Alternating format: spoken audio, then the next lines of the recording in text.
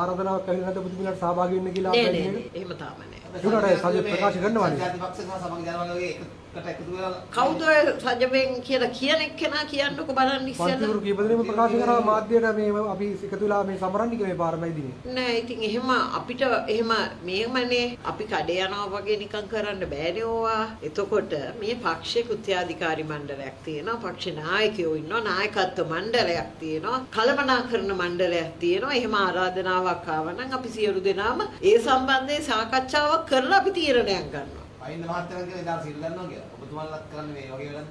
නෑ ඉතින් එහෙම අපි සිල් ගන්නවා කියලා කිව්වේ නෑනේ.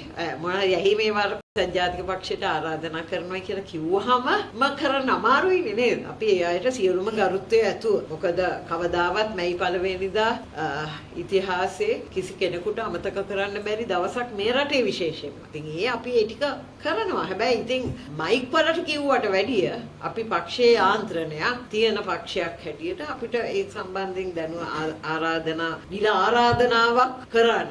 කොනායකවරුන්ගේ මට්ටමෙන් වෙන්න පුළුවන්. ඒ මට්ටමකින් වුණා නම් අපිට ඒ ගැන අනිවාර්යයෙන්ම නෑ එහෙම එකක් නෑ. ඉතින් දැන් ආරාධනාවක් නෑ. අපේ වැඩසටහනක් තියෙනවානේ කොහොමද? අයින්ද මහත්තයා කියන දා සිල් ගන්නවා කියලා. ඔබතුමාලත් කරන්නේ මේ වගේ වැඩක්.